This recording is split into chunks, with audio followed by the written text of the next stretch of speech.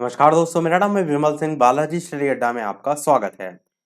जैसे कि मैं आपको यूपी टेट 2021 के लिए मैथ के टॉपिक वाइज वीडियो करा रहे हैं, तो इससे पहले हमने आपका जो चक्रवृद्धि ब्याज है, साधारण ब्याज है, उस पर बेस्ड क्वेश्चन देखे थे। पिछला वीडियो नहीं देखा हो, साइड में आई बटन पिछला वाला वीडियो आपको मिल जाएगा। आज हमारा नया चैप्टर स्टार्ट हो रहा है जो कि है ज्योमेट्री यानी कि ज्यामिति। इस पर बेस्ड हम पहले सारी बेसिक चीजें देखेंगे, उसके बाद जो है इस पर बेस्ड हम क्वेश्चन देखेंगे। तो चलिए शुरू करते हैं। सबसे पहले हम बात करते हैं कोण के प्रकार। तो सबसे पहला कोण के प्रकार में है न्यून कोण, जिसको हम कहते हैं एक्यूट एंगल। तो 90 डिग्री से कम अंश वाला जो कोण होता है उसको हम कहते हैं न्यून कोण। जैसे कि 30 डिग्री, 45 डिग्री, ये सब क्या है, 90 डिग्री से कम है।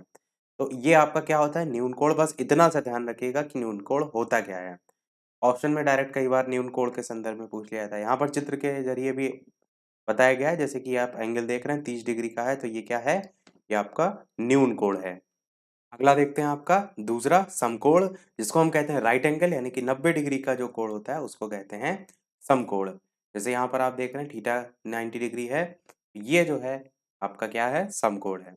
अधिक कोण क्या होता है, जिसको हम कहेंगे कि 90 डिग्री से बड़ा हो और 180 डिग्री जो है उससे छोटा हो, तो उस कोण को हम कहते हैं अधिक कोण।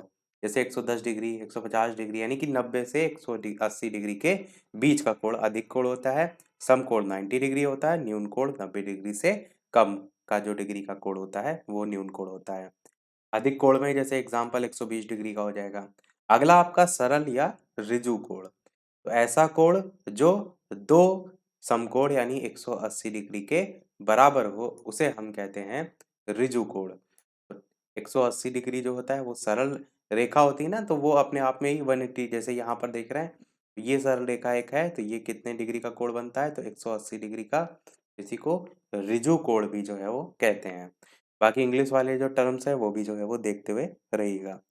अगला है वृहद कोण, जिसे हम क्या कहेंगे, 180 डिग्री से बड़ा हो और 360 डिग्री से छोटा हो, उसको कहते हैं वृहद कोण। जैसे 190 डिग्री, 250 डिग्री, इस टाइप से सभी आपके वृहद कोण में जो है वो आ जाएंगे। फिर आपका है संपूर्ण कोण, कंप्लीट एंगल।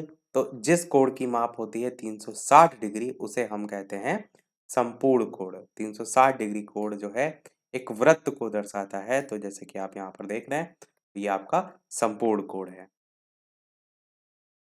अगला आपका है आसन्न कोण। तो जब दो कोणों का एक ही शीर्ष हो और उभयनिष्ठ भुजा हो, तो ऐसे कोणों को आसन्न कोण जो है वो कहते हैं। जैसे AOC और COB यहाँ पर देख रहे हैं, AOC और AOB। तो यहाँ पर जो O है ये क्या है, ये उभयनिष्ठ एंगल है। यहाँ पर कह रहा है ना कि एक उभयनिष्ठ भुजा हो दोनों में जो कि कॉमन हो, ऐसे कोणों को हम कहते हैं आसन्न कोण। बाकी अगला देखते हैं शीर्षाभिमुख कोण क्या होता है। तो जब दो प्रतिच्छेदी रेखाएं हो उससे बनने वाले आमने सामने के जो कोण हैं उनको कहते हैं शीर्षाभिमुख कोण। अब जैसे इस चित्र से समझेंगे आप, जैसे AOD, ये वाला एंगल आप देख रहे हैं जिसमें बीटा लिखा हुआ है, ये वाला एंगल किसके बराबर होगा, तो इसी के जो सामने BOC बना है, यानी कि ये वाला बीटा वाला, ये दोनों आपस में बराबर होंगे। ऐसे ये वाला अल्फा वाला, ये वाला अल्फा वाला, ये आपस में बराबर होंगे। तो वही यहाँ पर लिखा है कि दो प्रतिच्छेदी रेखाओं से बनने वाले जो आमने सामने के कोण होते हैं ना, उनको कहते हैं शीर्षाभिमुख कोण, और ये एक दूसरे के समान होते हैं। ये जितनी भी टर्म एंड कंडीशन यहाँ देख रहे हैं जैसे ये समान होते हैं, ये सब प्रश्न में यूज में आती हैं। शीर्षाभिमुख जो कोण है उनका जो शीर्ष है वो एक ही होता है, वर्टेक्स जिसे हम कहते हैं।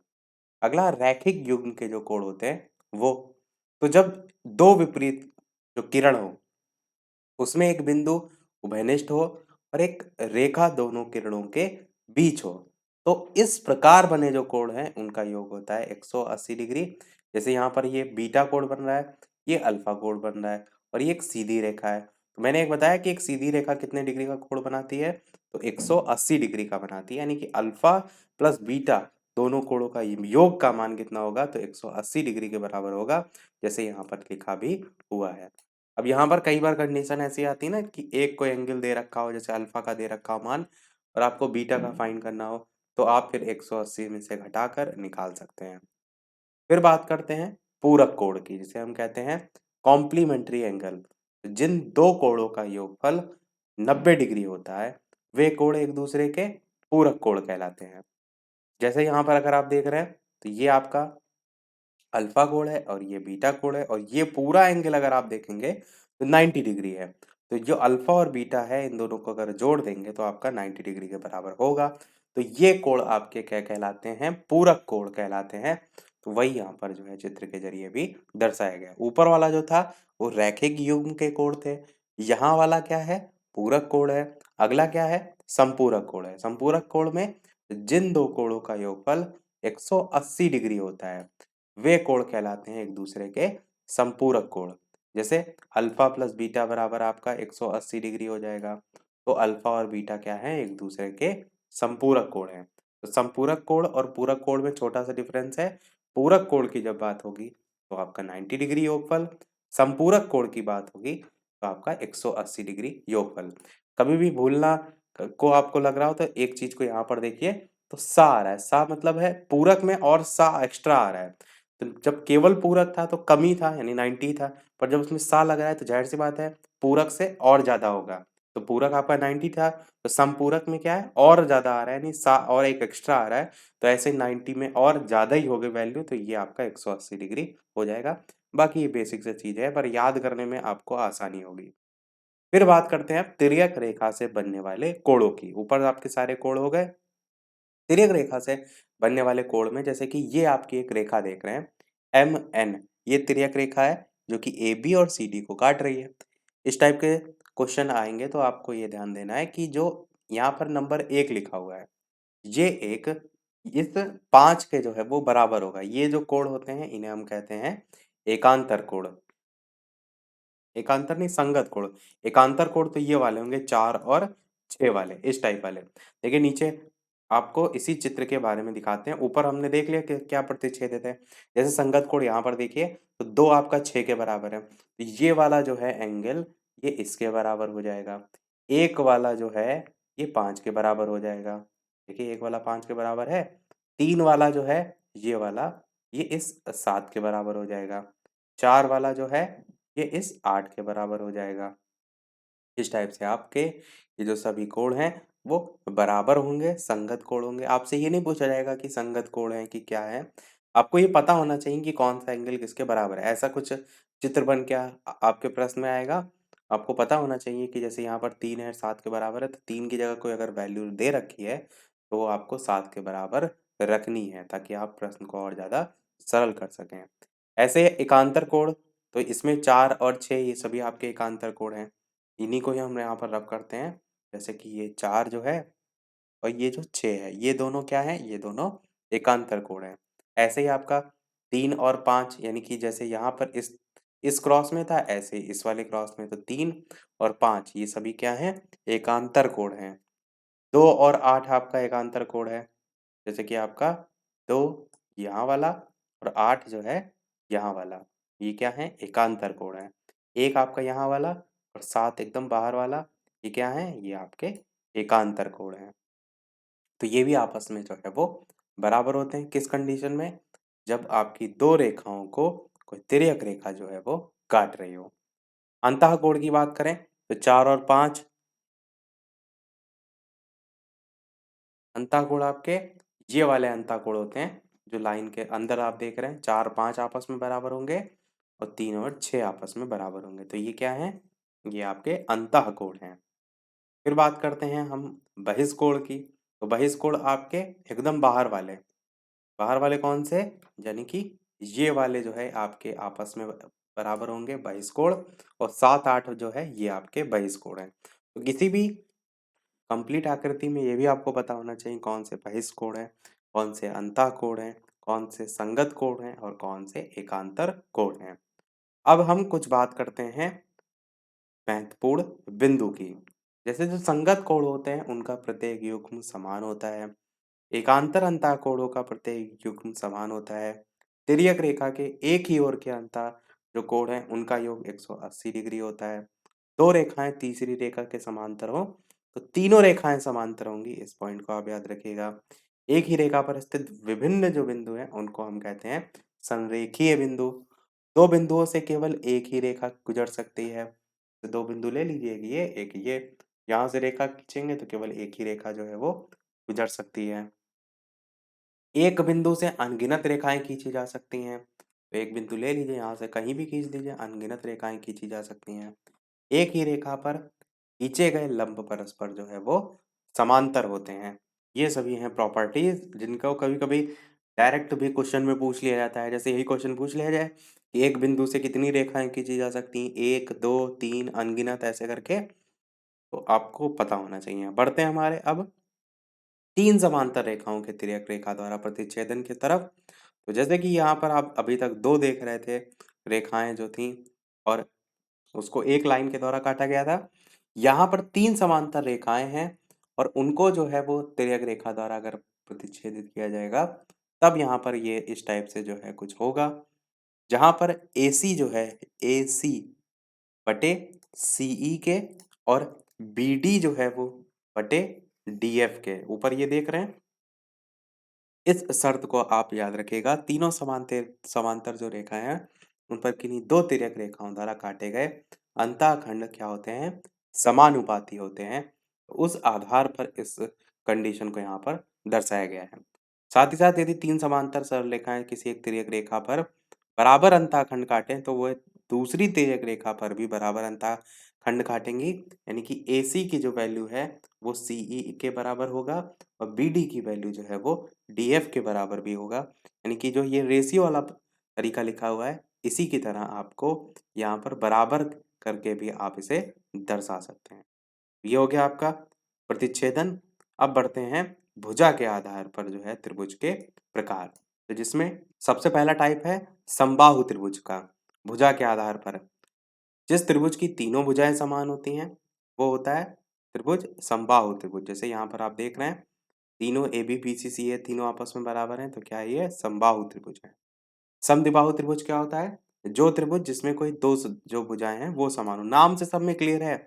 सम द्विबाहु यानी कि दो बाहें, दो भुजाएं बराबर हो। समबाहु में क्या था, समान बाहें हो, तो वो त्रिभुज समद्विबाहु होता है। जैसे कि यहाँ पर AB जो है वो आपका AC के बराबर है। और विषम बाहु में क्या होता है, जिस त्रिभुज की तीनों ही भुजाएं अलग अलग हों वो त्रिभुज आपका विषम बाहु त्रिभुज होता है। जैसे यहाँ पर आप देख रहे हैं AB जो है ना तो BC के बराबर है ना तो CA के। इस चीज को समझिए, चित्र में देखने में लग रहा है कि ये बराबर है, पर कंडीशन नीचे यहाँ पर क्या दिख लिखी है, यानी तीनों बराबर नहीं है। तो ये चीज का भी ध्यान रखिएगा कि ऐसा नहीं कि ABBCC है, तीनों का मान अलग अलग दे रखा है और चित्र में इस टाइप से बना है तो आप सोचे अरे ये तो तीनों बराबर देखने में लग रही हैं। तो आपको देखने में लगने पर नहीं जाना है, किस कंडीशन में, जब ABBCCA जो है उसकी वैल्यू अलग अलग दे रखी हो। अब बात करते हैं कोण के आधार पर त्रिभुज के प्रकार। तो सबसे पहला आपका न्यून कोण। तो जिस त्रिभुज का प्रत्येक कोण कैसा हो, न्यून कोण हो, वो त्रिभुज आपका कहलाता है न्यून कोण त्रिभुज।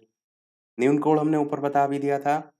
जैसे यहाँ पर बताया भी गया है, जैसे A और 90 डिग्री में 90 डिग्री बड़ा है, यानी A की जो वैल्यू है वो 90 डिग्री से जो है वो छोटी है। ऐसे B और 90 डिग्री में 90 डिग्री बड़ा है, यानी कि B की वैल्यू 90 से छोटी है। ऐसे C को भी दर्शाया गया है। अधिक कोण त्रिभुज, जो त्रिभुज जिसमें एक कोण 90 डिग्री से अधिक हो वो आपका अधिक कोण कहलाता है। जैसे यहाँ पर B और 90 डिग्री में ये दर्शाया गया है कि 90 डिग्री से B का मान बड़ा है।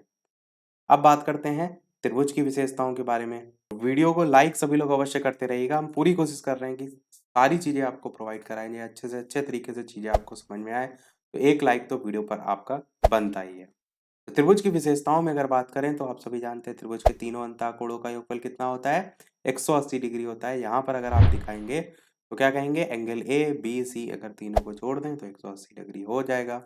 त्रिभुज के तीनों जो बहिष्कोण होते हैं उनका योगफल कितना होता है, तो वो आपका 360 डिग्री का होता है। जैसे यहाँ पर अल्फा, ये वाला बहिष्कोण आपका ये वाला है, देखिए बाहर वाला। यहाँ पर अगर आप देखेंगे तो बी में ये बीटा वाला है, गामा में देखेंगे तो ये वाला है। तो त्रिभुज के तीनों बहिष्कोणों का योगफल कितना होता है, तो 360 डिग्री होता है। तो alpha plus beta plus gamma 360 degree के बराबर होगा। त्रिभुज का प्रत्येक बहिष्कोण क्या है, वो अपने अंतः अभिमुख कोणों के योगफल के बराबर होता है। जैसे आपका अल्फा जो है वो B प्लस C के बराबर होगा। इस चीज को भी समझिए, ये जो अल्फा है ये इस एंगल यानी कि सामने ये बीटा नहीं बी के बी वाला और सी वाला इसके ऊपर बराबर होगा। ऐसे ही आपका अगर बीटा की बात करेंगे तो एंगल ए और सी को आप ले लेंगे यानी कि उसके जो सम्मुख है तो त्रिभुज का जो प्रत्येक बहिष कोण है वो अपने जो अंत अभिमुख कोण है उनके योगफल के बराबर होता है। अगला है त्रिभुज का किन्हीं दो भुजाओं का योगफल तीसरी भुजा से हमेशा बड़ा होता है। मोस्ट इंपॉर्टेंट कथन है, इस पर बेस्ड क्वेश्चन भी आ चुके हैं आपके यूपी टेट में। जैसे यहाँ पर a प्लस बी को जो है वो दिखाया गया है सी से जो है यानी a प्लस बी का योग जो है सी से बड़ा होगा, b प्लस सी का योग a से बड़ा होगा यानी जो तीसरी जो भी बच रही उससे बड़ा होगा, इसको भी ध्यान रखिएगा।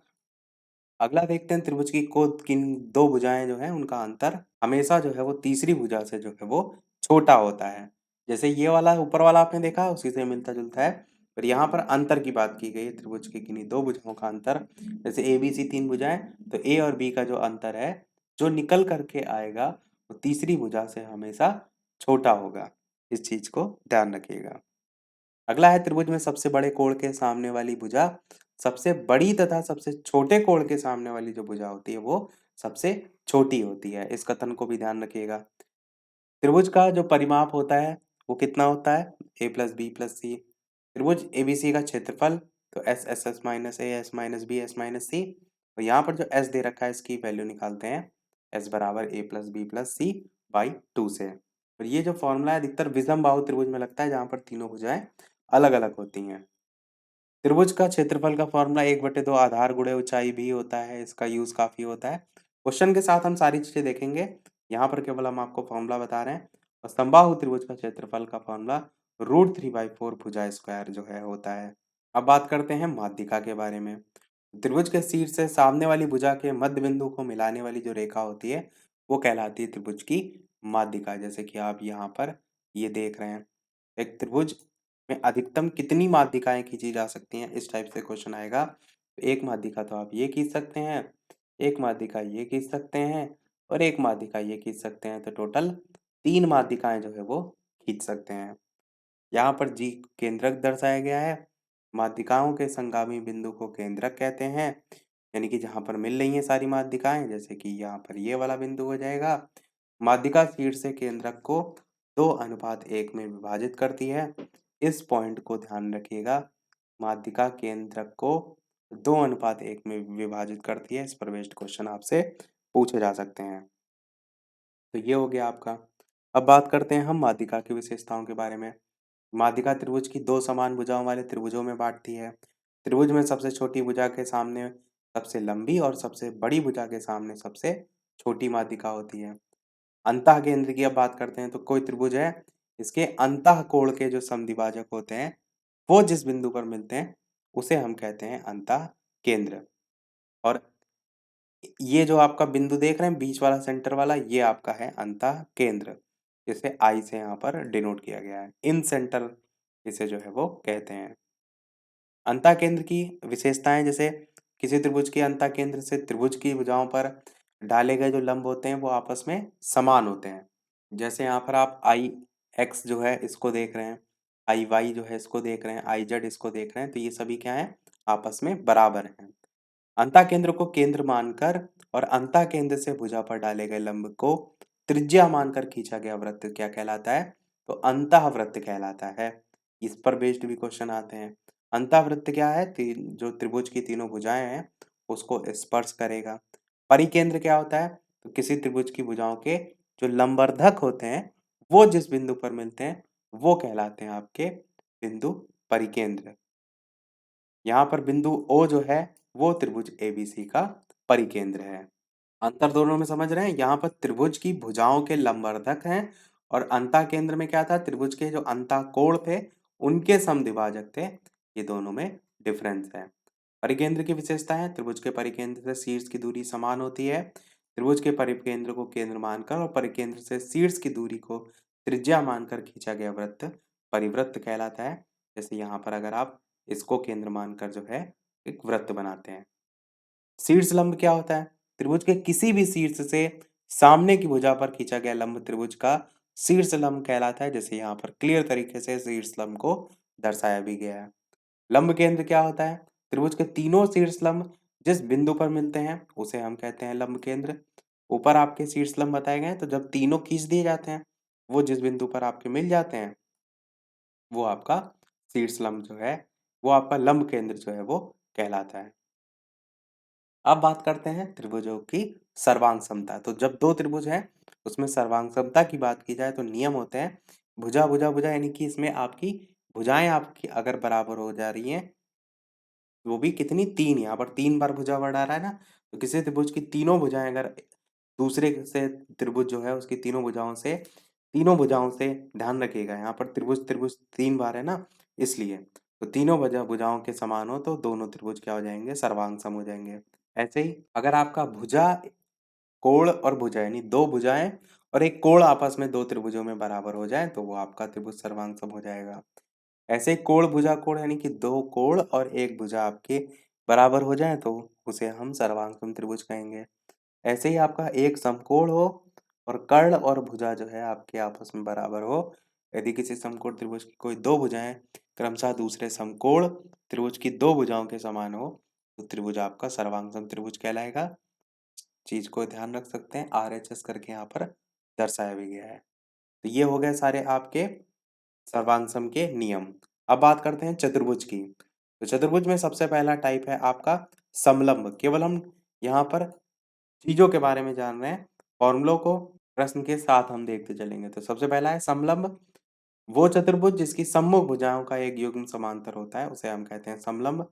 जैसे कि यहाँ पर आप चित्र देख रहे हैं, तो ये आपके सम्मुख भुजाएँ यहाँ पर बराबर हैं। समांतर चतुर्भुज क्या होता है? वो चतुर्भुज जिसकी सम्मुख भुजाएँ समांतर होती हैं, समांतर चतुर्भुज कहलाता है। और समांतर चतुर्भुज की जो सम्मुख भुजाएँ होती हैं, वो समान होती हैं। सम्मुख कोण जो हैं, वो भी समान होते हैं। इस चीज़ को ध्यान रखिएगा। जिसे यहाँ चित्र में दर्शाया भी गया है। अगला है समचतुर्भुज। वो समांतर चतुर्भुज जिसके चारों भुजाएँ समान होती हैं, वो कहलाता है आपका समचतुर्भुज। समचतुर्भुज में विकर्ण भी एक दूसरे को समकोण पर क्या करते हैं? प्रतिच्छेदित करते हैं। ये हो जाएगा समचतुर्भुज। आयत क्या होता है? जिसकी सम्मुख भुजाएँ समान होती हैं और प्रत्येक कोण क्या होता है? 90 डिग्री होता है, यानी कि समकोण होता है।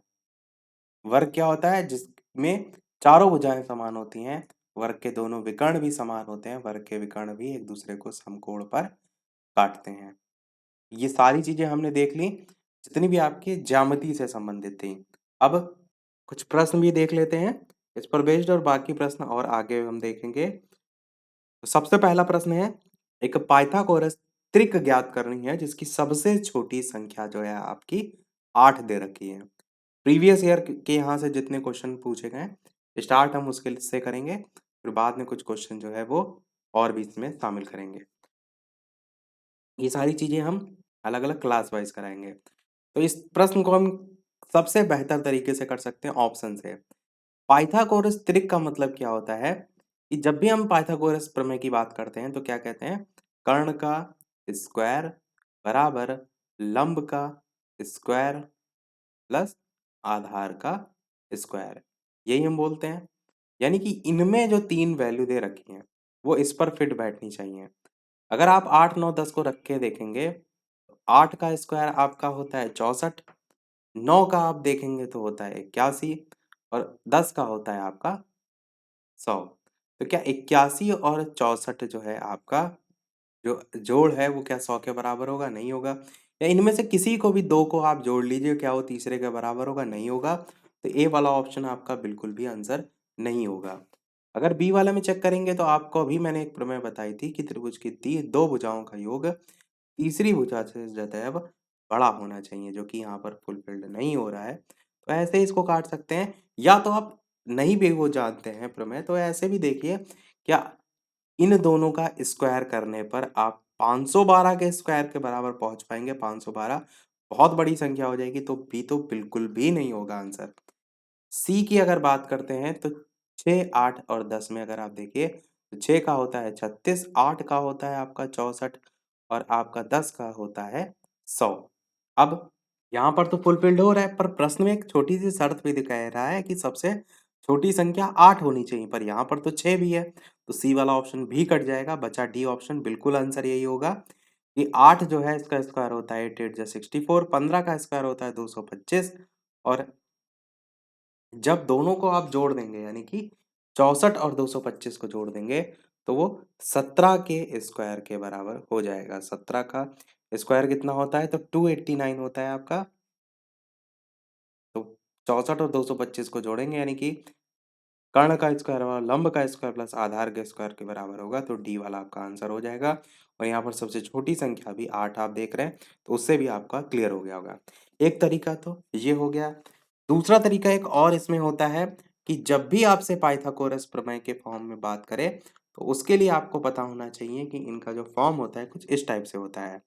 तो सबसे पहला होता है आपका 2m कॉमा, दूसरा होता है एम स्क्वायर माइनस वन, और तीसरा होता है आपका एम स्क्वायर प्लस वन। यहाँ पर जो एम है वो क्या है? जो प्रश्न के शर्त के अकॉर्डिंग दे रखा है। यहाँ पर कह रहे हैं ना सबसे छोटी संख्या आपकी 8 है, तो जो 2m है इसकी वैल्यू 8 दे रखी है। तो अगर 2m की वैल्यू आपको 8 दे रखी है, तो m की वैल्यू कितनी निकल के आ जाएगी? m की वैल्यू 4 निकल करके आ जाएगी। अब m की वैल्यू अगर पता चल गई तो यहाँ रख दीजिए ताकि तीनों ही वैल्यू आपकी निकल के आ जाए। m की वैल्यू 4 रखेंगे तो 2 गुणे m यानी कि 8 हो जाएगा। तो पहली संख्या और सबसे छोटी संख्या 8 आपको प्राप्त हो गई। एम स्क्वायर वन यानी आपका m का मान 4 हमने निकाला, तो 4 का स्क्वायर 16, और 16 में से 1 घटाएंगे तो आपका बचेगा 15। यहाँ पर एम स्क्वायर प्लस वन, तो m का स्क्वायर यानी कि 4 का स्क्वायर 16 और उसमें 1 जोड़ेंगे तो आपका 17। तो देखिए 8, 15 और 17 यहाँ से भी आ गए, तो आपका डी वाला आंसर यहाँ से भी निकल के आ गया। तो चाहे तो उस तरीकों को अपना सकते हैं, चाहे तो इस तरीके से कर सकते हैं, जो भी आपको जो है वो सरल लगे। तो आगे के प्रश्न जो है हम अगली क्लास में जो है वो देखेंगे, इसमें केवल प्रश्नों को ही देखेंगे। बेसिक चीजें हैं, हम उद्देश्य था आपको समझाना, और एक प्रश्न भी दिखा देना कि कैसे कैसे क्वेश्चन आते हैं। अब वीडियो को समाप्त करने से पहले दो प्रश्न हम आपसे भी पूछेंगे, जैसा कि सभी वीडियो में हम आपसे एक ना एक प्रश्न पूछते हैं, और दोनों ही प्रश्न जो है आपके इसी चैप्टर के होंगे, 2020 के पेपर में पूछे गए थे और वन लाइनर बेस्ड होंगे। तो सबसे पहले तीसरा वाला क्वेश्चन का आंसर आपको वीडियो के मेन कमेंट में बताना है। एक सरल रेखा पर स्थित बिंदुओं की संख्या जो है वो कितनी होती है? 2, 1, असंख्य या फिर शून्य। एक ये है, एक और पूछेंगे। और उससे पहले वीडियो अभी तक आपने लाइक ना किया हो, सभी लोग वीडियो को लाइक भी करते रहिएगा। चैनल पर नए हो सब्सक्राइब करके भी जुड़ जाइएगा, और टेलीग्राम चैनल से अभी तक ना जुड़े हो, लिंक आपको डिस्क्रिप्शन में मिल जाएगी। बालाजी श्री अड्डा सर्च करके भी टेलीग्राम चैनल से जुड़ सकते हैं। एक प्रश्न ये आपको आंसर बताना है 3 नंबर वाला, और एक 4 नंबर वाला भी हम आपसे पूछ रहे हैं। दोनों का ही आंसर हम अगली वाली क्लास में कराएंगे, और जितने और भी प्रीवियस ईयर में आ चुके हैं उन सभी को भी देखेंगे। तो चौथा प्रश्न भी है कि एक त्रिभुजाकार प्रिज्म में कितने शीट्स होते हैं? 6, 8, 4 या 5? इसका भी आंसर जो है वो कमेंट सेक्शन में बताइएगा। क्योंकि हमने थ्योरी बेस्ड चीजें आज पढ़ी हैं, इसीलिए दोनों क्वेश्चन जो मैंने पूछे हैं वो लगभग थ्योरी बेस्ड ही जो है वो पूछे हैं। तो आज की वीडियो में इतना ही। लाइव टाइमिंग दो है, दोपहर के 3 बजे, शाम के 8 बजे लाइव आकर भी वीडियो आप देख सकते हैं, प्रश्नों की प्रैक्टिस कर सकते हैं। तो मिलते हैं चलिए अगले वीडियो में कुछ नए प्रश्नों के साथ, नए टॉपिक के साथ। तब तक के लिए नमस्कार, जय हिंद।